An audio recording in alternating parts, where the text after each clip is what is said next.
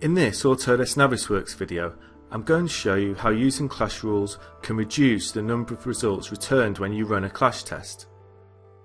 Clash rules instruct a clash test to ignore certain combinations of clashing items. This helps you to manage your clash tests by specifically ignoring any clash types that you aren't interested in. I just click a rule to apply it to the currently selected test, and when I run the test, it will ignore any clashes covered by this rule.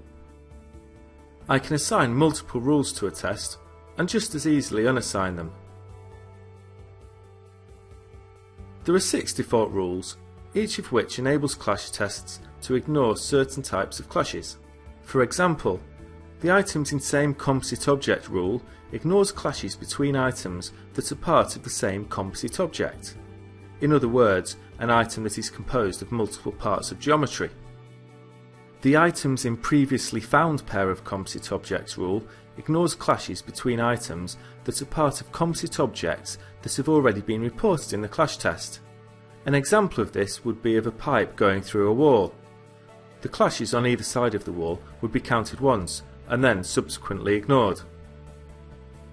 As well as these default rules, I can also create my own customized rules in the rules editor. In the rules editor are a set of rules templates. The first 6 of these are the templates used in the default rules.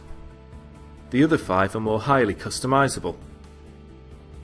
An example is the insulation thickness rule, generally used with clearance tests. This helps you to account for any insulation thickness around objects. Different pipes and ductwork have different thicknesses of insulation, which is often represented in the object's properties. Applying this rule will account for pipe's individual insulation value rather than applying the clearance value set for the test. Comprehensive details of this rule and the other rules templates are available in the Autodesk Navisworks online help. Once you've selected a rule template, you can then customize it to your individual requirements. I'm going to select the same selection set rule, which will mean that the test ignores clashes between items contained in the same selection set. Next, I click the set's value. This gives me the option to select which set I want to incorporate into the rule. You can customize these values for each of the non-default rules templates. I'll select this set. I don't want to check for clashes between items contained in this set in this test. I have it covered in a separate test. The rule description and name are automatically updated. And that rule is now added to the Rules tab. Previously, the test found these clashes. Now that I've added this rule to exclude certain clashes, I can see how it works.